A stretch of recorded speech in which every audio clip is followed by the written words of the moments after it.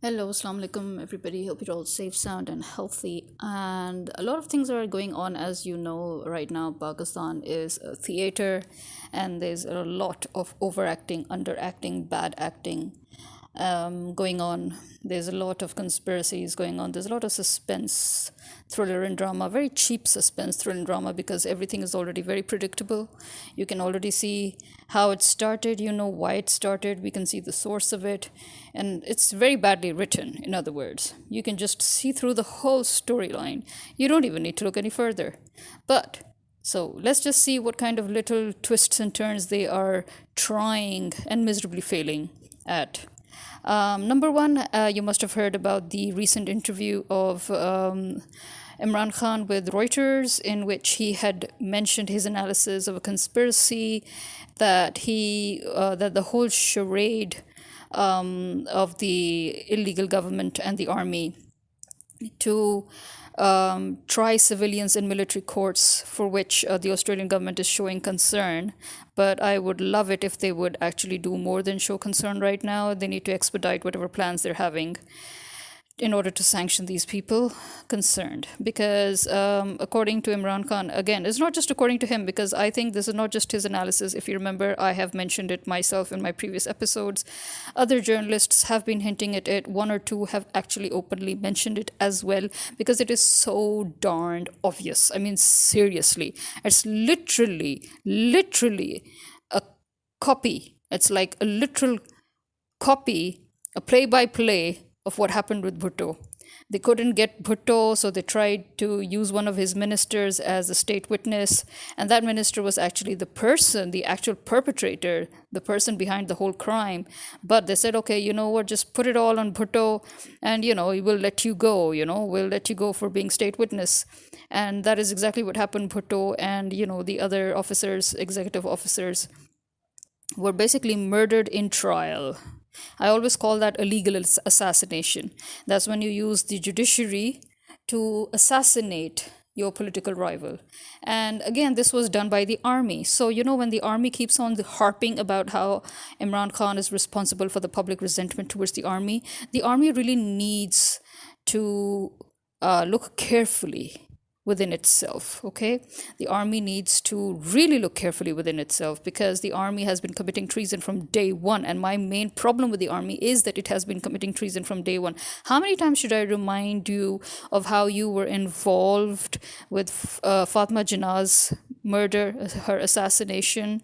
And even though she won the elections and you just wanted to take power, so you just decided to call her a founder, the actual founder of Pakistan became a traitor? Seriously? You people hijacked our country from day one. From day one, you were those pawns, you were those fifth columnists, you were those traitors, those turncoats that were planted by the British before they left, because Pakistan was just a buffer state.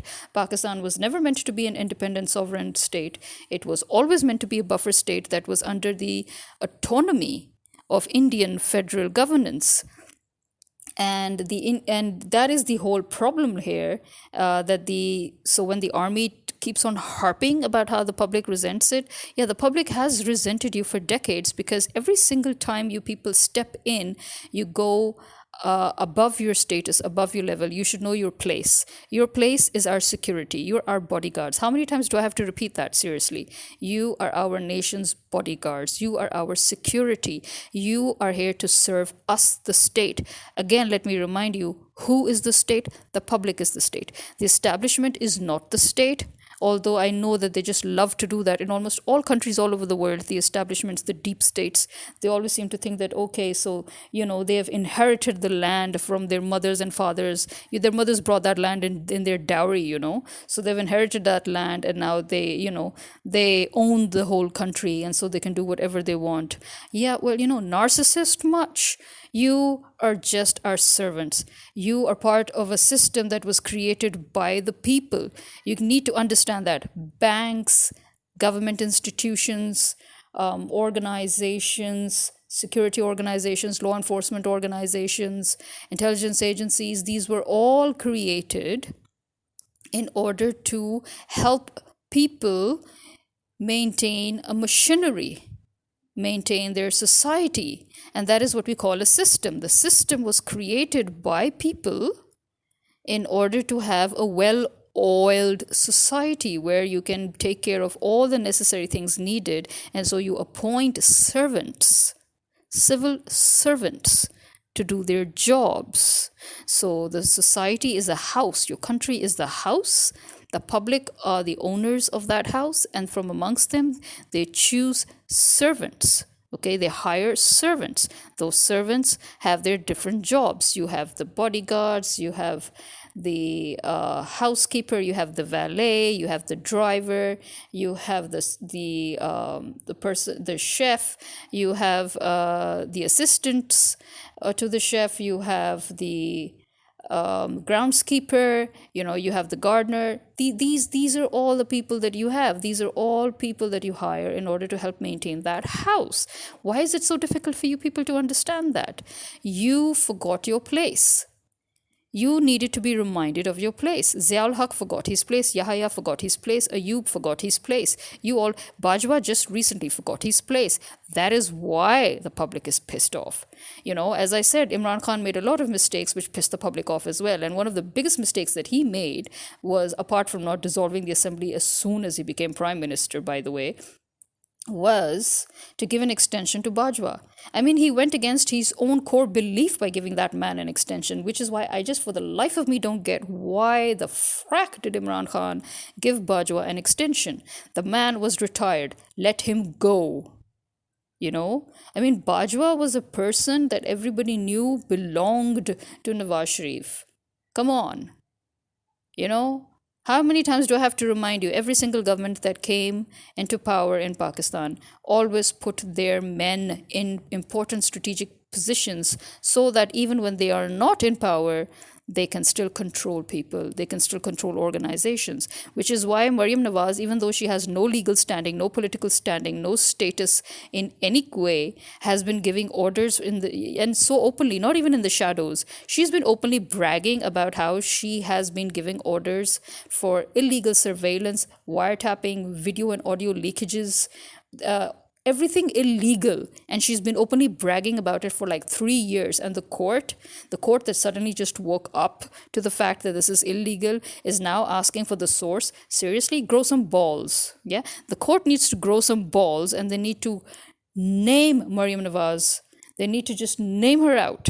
Okay, they need to call her out by name openly in front of the whole world and say, you have been bragging about being behind all of this for 3 years in all of your conferences, your press conferences, as well as your very miserable jalsas and rallies that you've been doing that could not attract more than 1,000 to 2,000 people. And those were all your own hired people or people who came looking for free biryanis. So, why don't you just come and explain to us why you've been doing this, which is illegal, and why, in what capacity have you been using the intelligence agencies? And why have you been using the army? And in what capacity did you order the intelligence agencies to murder Arshad Sharif, the journalist in Kenya? And on what basis did the intelligence agency actually listen to you? The intelligence agency also needs to give an answer. The intelligence agencies are not above the law. They're not above the state. They're not the state. They again are one of those servants of the state. They're there to serve, to make sure that the state is protected. And again, who's the state? We the people. We're the state. We are the ones paying you. Okay? We're the ones paying you, and if you're not going to do your jobs, and if you're just going to steal money from us, and if you're just going to do haram ki kamai, then you might as well be declared obsolete. Because see, that's another thing about system. When we create a system, we create functioning institutions and organizations so that the system can work like a well-oiled machine. But if we see that any institution or organization does not work or goes rogue or does not deliver, then that part of the system needs to be eradicated. It needs to be understood that it is rendered obsolete, and it needs to be eradicated, eliminated, and a new alternative needs to be found. For example, if you've realized that bankings don't really work, then maybe we should look for a better alternative, because even as per Islamic law, rebanking, our banks are not following the Islamic law, which is very particular regarding interests, regarding profits, regarding losses, regarding investments. I mean, you have a whole chapter on banking laws in Sharia. Why don't you just follow that? If you can't, then it means that this system just doesn't work. Our banking system doesn't work, which is something I have talked about in my previous episodes a lot, regarding rotted foundations, and regarding building new systems, and regarding understanding that the evolution of a society is always based on understanding when something in a system does not function anymore, or does not work the way it should, or it's obsolete, in which case it needs to be changed, it needs to be removed, it needs to be eradicated, it needs to be reformed, it needs to be revamped. And the establishment and the army have gone too far this time. They have gone too far in their open treason. I mean, this is called open treason, where you're blatantly disregarding the public of the state, saying that you can handle them. We are not here to be handled by you. We are the ones who are going to have to handle you to put you back in your proper place. Because you need to understand this, that if you do not work for us, then you do not need to exist anymore. You have pushed your luck too far. You have gone too far. You have crossed the red line. Actually, the ones who have crossed the red line are you. It always has been you. It always will be you. In the past, in the present, in the future, it's always the establishment, and it's always the army that has crossed the red line. And you need to be honest enough to realize and admit it and acknowledge it, because now you've gone so far that you cannot turn back, and you know you cannot turn back. There's nothing to fall upon now. You thought you could fall upon what, Bilawal, or you could fall upon Maryam. They're both miserably, I mean, I'm sorry to say, but they're just worse than their old farts. You know, they are so pathetic, and they are so miserably declared failures. They're such failed specimens, really, that you even have realized that they are not worth falling back on. And you actually started this whole treason against the state on their backs. And now you have nowhere to fall. And there's only one way you can turn things around, and that is by getting the elections done without minusing anybody. You cannot minus PTI, which is the biggest party in this country. Like it or not, believe it or not, it is. Why? Because the public is part of PTI. If you're minusing PTI, you're minusing the public. If you're minusing the public, there is nobody. The public is the state. You're minusing the public, you're minusing the state. Again, this is treason. You need to go and serve the masters who you think are your masters. If you think that those sending you dollars are your masters, you need to go serve them properly and openly. You cannot, you cannot do namak, haram khori, and you cannot do namak harami. The hands that feed you, you're cutting off the hands, right? So you cannot cut off the hands that feed you. Right now, that's exactly what you've been doing for almost 6 decades or more, in fact.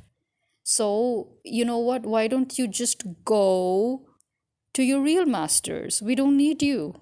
You're most welcome to leave. Why are you disturbing us? This is our house. This is our land. This is our country.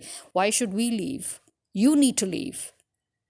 Anybody in the army who has a problem with Pakistan needs to leave. Anybody in the establishment who has a problem with Pakistan, you need to leave. You are not even capable of making your own countries. You are such useless, pathetic pussies. You cannot even make your own country, which is why all you can do is hijack a country that was made by somebody else.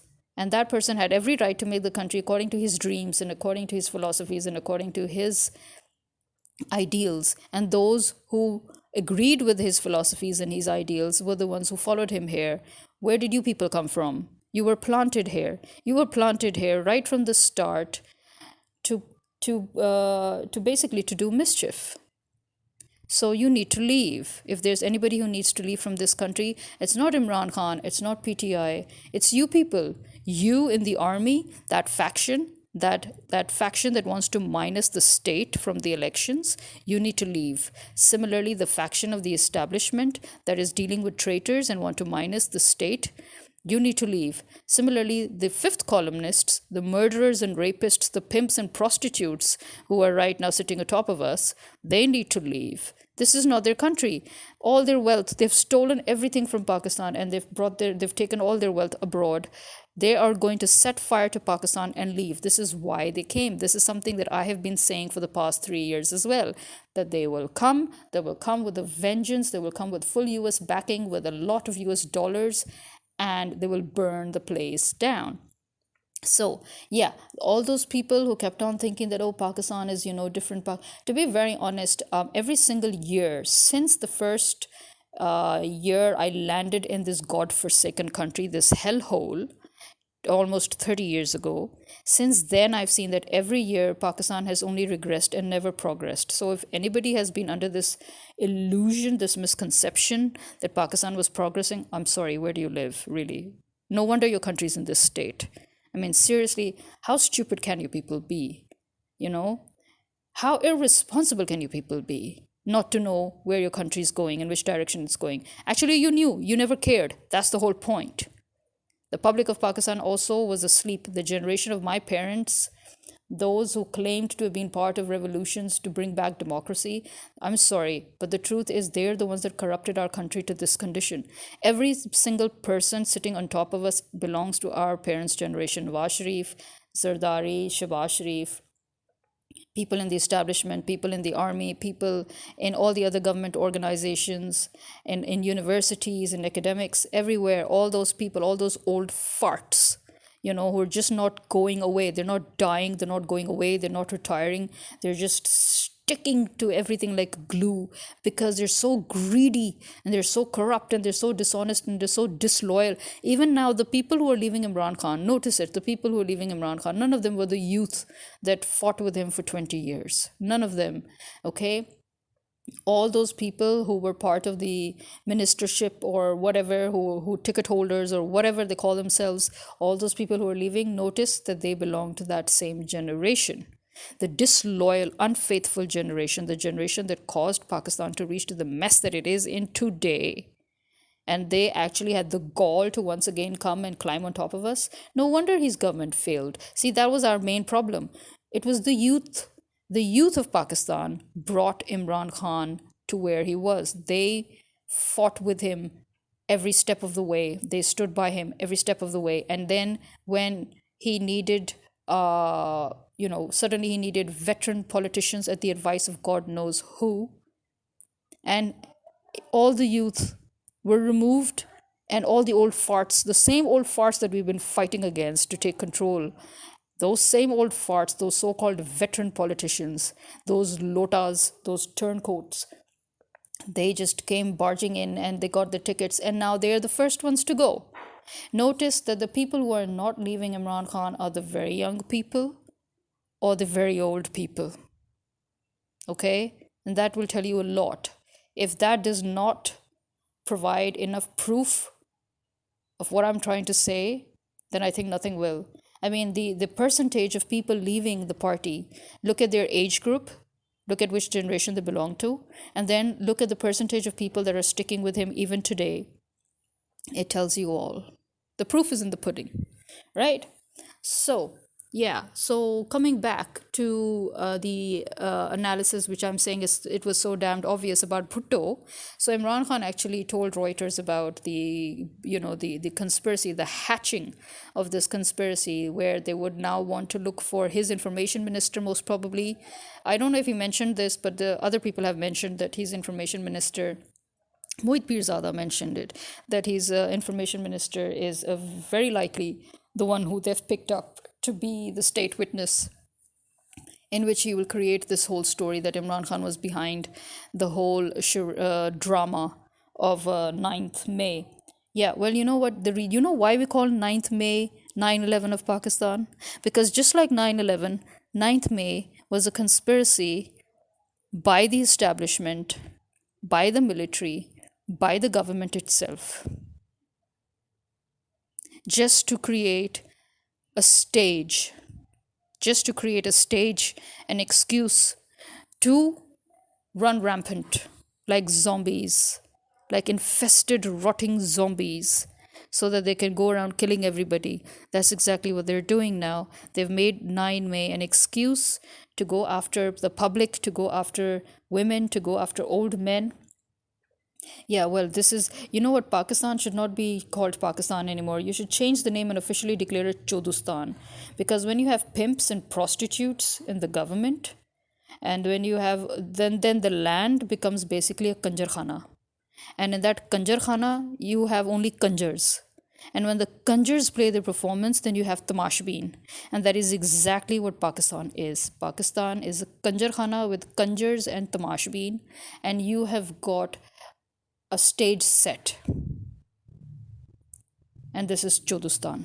Welcome to Chodustan, where you have chodus running around, kidnapping women, girls, and men and boys from their homes in the middle of the night, and then telling the women after they strip them naked and after they prod them and after they perform illegal search, because those women are not actually even arrested. Legally, technically, they're not even arrested. They're just supposed to be detained for 24 hours until a case or a charge is made against them. And what are these policemen saying to these girls, to these young women? When they do all this stuff, when they're sexually harassing them, is that this is a direct order of Maryam Nawaz, who is a woman herself. So, what kind of a woman? There's only one kind of a woman who does such things to other women, and that is a prostitute that has become a madam. So Maryam and her, in her family's prostitution, selling yourselves to princes and ministers, just so that you could be part of the band of the elite. Yeah, that is probably something that you're most welcome. You do you, right? You do you. And then later on you become this global brothels madam. Again, you do you. Rana Sanala is your pimp. Again, enjoy, do whatever you want to. But don't try to bring that brothel here into our country. Don't try to bring your prostitution into our country. Don't kidnap girls and women and think that you can sexually harass them and subdue them. Which era do you belong to? Seriously, I've asked this before. Which era do you belong to? Do you even know? You're messing with the wrong class of people here. You're messing with the wrong class. These are not nouveau riche like you people, you know? These are not people that rose from the gutters and the slums. The people that you are fingering right now are the real elites, old money and educated middle class. Okay? And these are classes that you don't mess with, because these are the classes that once they rise throughout history, it has always been these people that have led revolutions and changed entire countries. You need to understand that behind the public, behind the whole public's rage and revolution, the strategies, the plannings, the shadow planners, they are always people from this class, from the middle class and from the old money. And you have touched both these classes. You messed with the wrong people. Because, again, which era are you from? Oh, you think you're going to rape people, or you're going to just, even if you don't rape them, you're going to sexually harass them. And you're going to say, oh, we've subdued the women. Yeah, you're not going to subdue them. You know what kind of women we are? We are those kind of women where as soon as we get the chance, we're going to cut off your dick, cut off your balls, feed them to you, and then we're going to cut your flesh up, boil you, and feed you to the dogs. Better yet, if women like us come into power, even if we don't come into power, remember the real power always belongs to a woman in any society. Even in the old chauvinistic dark ages societies of Europe, there was always a woman behind the man in the shadows. So imagine what women will do now to you. First of all, I think you've forgotten that it is a woman who gives birth to you, which means that God has given her divine power over life and death. If she chooses to, men will be eradicated in the future. And even if they do want to give birth to those forsaken species, they'll probably will end up neutering them. Whenever people tell me that, I need to go into the government or I need to enter into politics, I tell them one thing: pray that that day never comes. Because if I enter into any such organization of the government that enables me to pass laws, I could become that person who would pass a law to neuter every single male until they learn to use their brains instead of their dicks. I could be one of those who could even pass a law to eliminate males for a while just to reduce their population, to teach them their place in society. Believe me, women are like that. They can be like that. They can be extremely dangerous. Don't mess with women, especially modern women, educated women who actually know about their rights in Islam. Don't mess with them. Because when they start messing with when you mess with women, you just mess with women. But when women start messing with you, they mess with your whole society. You need to remember that. Your whole society can be thrown to the pits by women, and your whole society can be brought up to become a golden sparrow by women. Because they have the God given power that men do not have. Men had to underhandedly snatch this power. This power that men have, that they control in the world.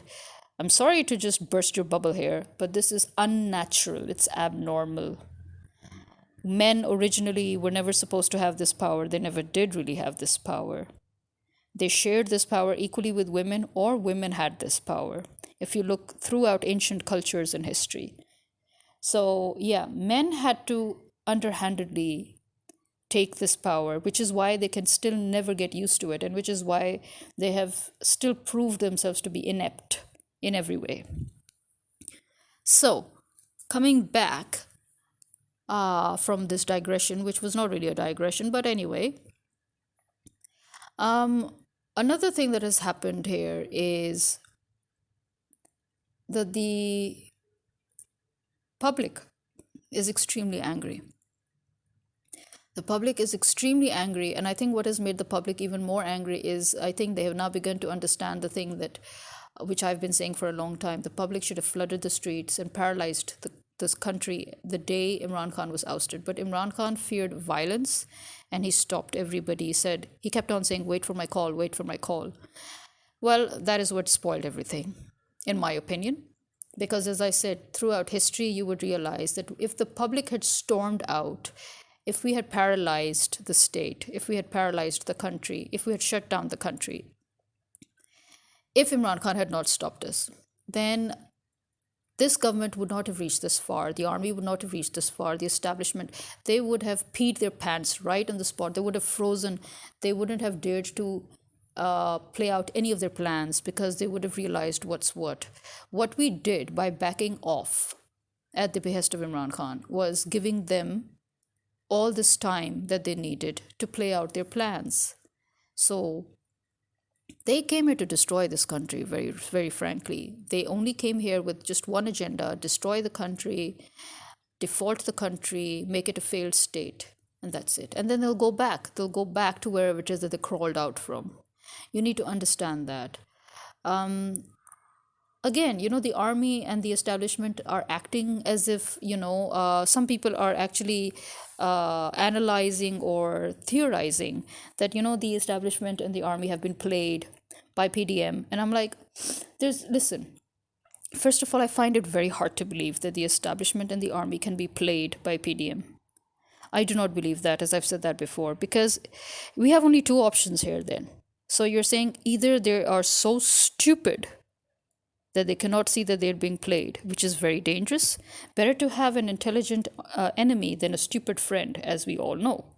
So very, very dangerous for our country to have a very, very stupid establishment and army that they don't even know that they're being played, right? Now, the other option is that they are not being played, but they're actually among the players, which to me makes more sense. And in that case, actually, that means that they are traitors. And again, it goes back to what I was saying, is that if the institution fails its job, if it fails to do what it's required to do, what it was built to do, it needs to be disassembled, it needs to be demolished, and it needs to be revamped. Okay, there is no other way to deal with it. Fact. Now, a very funny thing, in the midst of all this, there was this really funny thing where now Maryam Nawaz and Nawaz Sharif are now going around saying, and they're talking about this really young boy in England, Shayan Ali, who has become very popular amongst the Pakistanis, both in Pakistan and overseas Pakistanis, is because this really sweet, adorable little thing. I'll call him sweet and adorable because seriously, look at my age, look at his age. He's this young, I think he's a teenager. He definitely looks like a teenager. Shayan Ali is this young student who has been raising his voice against whatever is going on in Pakistan, although he lives in England. So he's a British Pakistani. And he has amassed a lot of following because he's bold, he's hilarious, he's funny, he's humorous. And he even, just yesterday or 2 days ago, he even, sent the petition to the British government, in which in the petition, basically, they're saying that we need to save the state of Pakistan and we need to save the constitution of Pakistan, and all those who are violating it, they need to be punished or sanctioned, in other words, in my words, okay? Now, if you remember, when Maryam Nawaz always gives her speeches, according to her, Imran Khan is scared and he's going to run away. Then there was a time when Nawaz Sharif and all used to say Zardari was scared of them. And then there was a time when they said that Musharraf is scared of them. So, I mean, tell me one thing. The whole world is scared of Nawaz Sharif. Is that why Nawaz Sharif is hiding in England? No, seriously, is that why he's hiding? Because Shayan Ali is scared of him, and Musharraf was scared of him, and Zardari was scared of him, and Imran Khan is scared of him. So that's why Nawaz Sharif just ran away and hid in the UK, right? I mean, is that what we're trying to understand here? So the whole world is scared of Nawaz Sharif, which is why Nawaz Sharif just decided to run and hide in the UK, right? I mean, seriously, you are scared of this boy. You are scared of a young kid.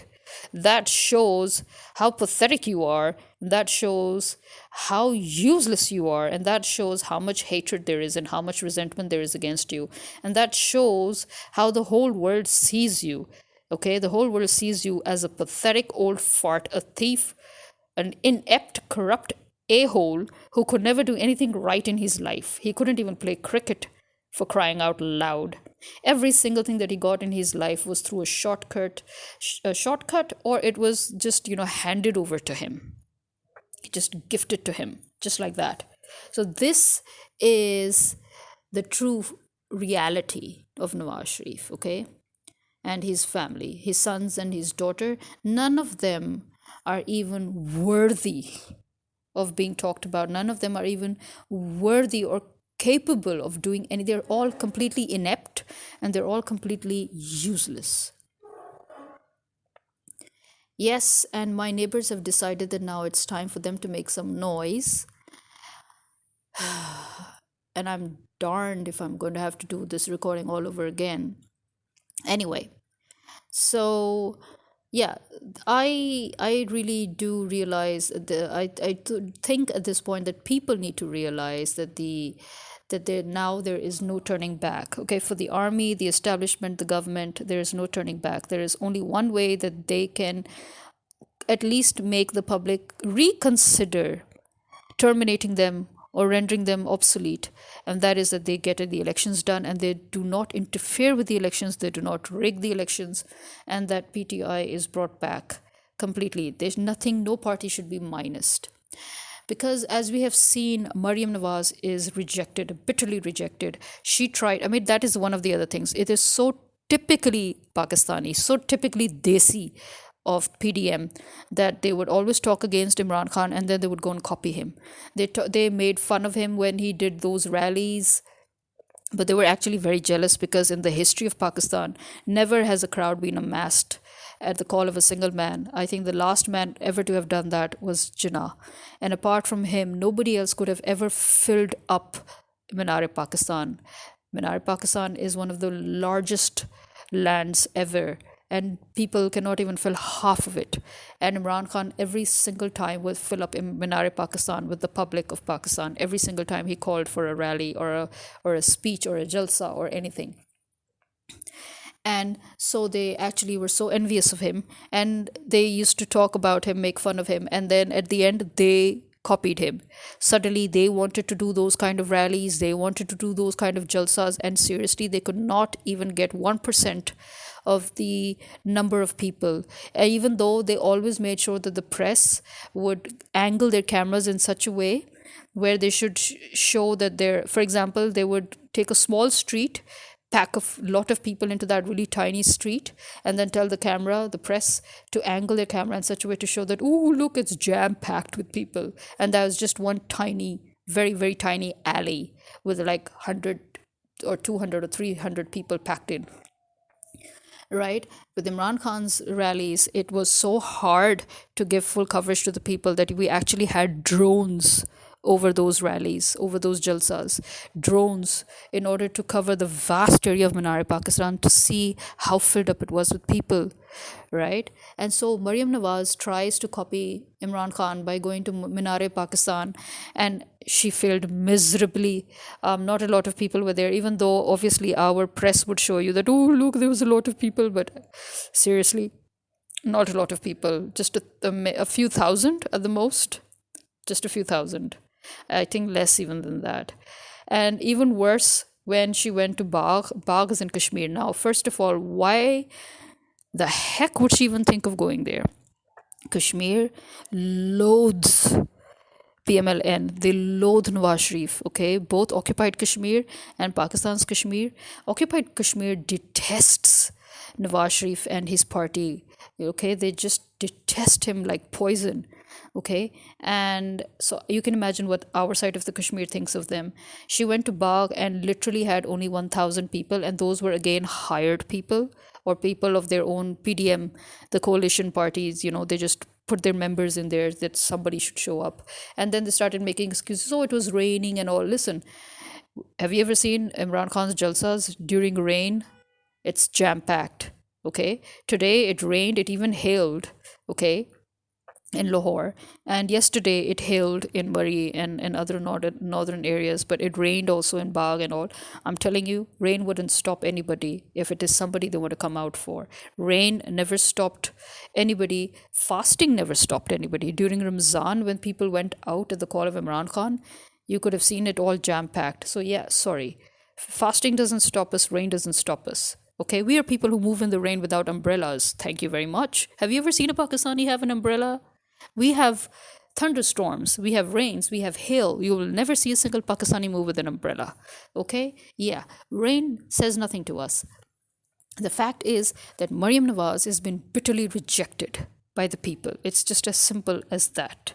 Okay? Why? Because Maryam Nawaz turned Pakistan into a Kanjarkhana. Okay? She turned Pakistan into Chodustan. Okay, people are not happy with the way things are, because in the history of Pakistan, nobody has ever dared to treat women the way now here. The people who are treating the women so badly today, these are all people who are actually working under a female. They're working under the orders of a female, Maryam Nawaz. So how could anybody not loathe her or resent her or begrudge her? Tell me that a woman, that all these men, all these pimps are answering to a madam of a brothel, and they're kidnapping girls from their homes, and then they're detaining them illegally, and then they're stripping them naked with the excuse of checking. How many times a day do you want to check those people? And how many times at night do you want to check those people? And why every night? And then, when these girls and ladies, when they lash out at you, because you failed to subdue them. So when they lash out at you, then you're forced to tell them that actually you're just following orders of a woman, no less. Of the bitch of the century, Maryam Nawaz, the prostitute, the global prostitute. Seriously. As I said, Maryam Nawaz, you want to prostitute yourself. It's in your family's tradition to prostitute themselves. It is in Zardari's family's position. It is in their culture maybe to prostitute themselves. Again, you do you. But don't force us to do you. Okay? It's as simple as that. So, all these points covered with a lot of very, very important rants. This is it for me today, and I'm signing out. Stay safe, stay healthy. Khuda Hafiz.